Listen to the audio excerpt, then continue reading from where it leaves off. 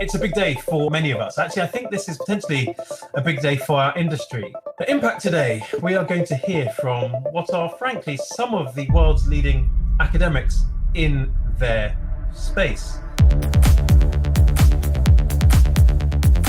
Security threats, as we know, aren't going anywhere. In fact, most of them are becoming more complex. They're becoming harder to contain. Look at the levels of information and disinformation. Look at the exponential increase in the use of technology, and look at the real world impact of some seemingly virtual activity. As security practitioners, we're having to change tact. And as a security community, we are having to learn and evolve rapidly. To combat these security threats, we need to secure people. We need our people to help prevent threats and to help reduce risk. From the academic community, from the practitioner community, from the policy community. One community focused on this issue.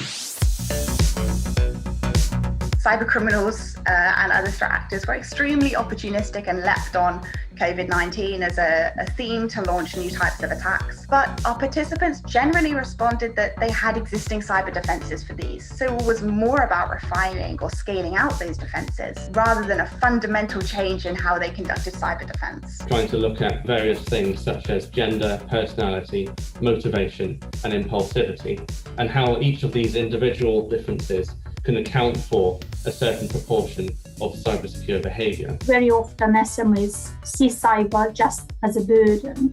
They don't see all those new business opportunities which cybersecurity may open up for them. Googling it provides incomplete information that might work or might just make things differently bad. So many of the recommendations that we have made fall ultimately on device manufacturers, but can be backed up all the way through the policy and educational chain as it falls into the understanding of what users actually need to know to secure the devices they're using today. Being able to try and develop specifically targeted interventions to try and understand which kinds of people may be at most risk under what circumstances, in order to try and understand how we can try and reduce these risks and really nurture the many strengths that individuals can have. What we have seen with this initiative is how embedding a few knowledgeable peers actually goes a long way.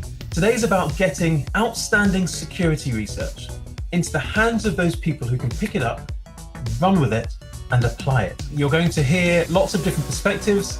You're also going to get a glimpse into a huge amount of work that is taking place across our community. We are a community of people who have a vested interest in addressing the human aspect of cybersecurity to fundamentally transform the way that society addresses this.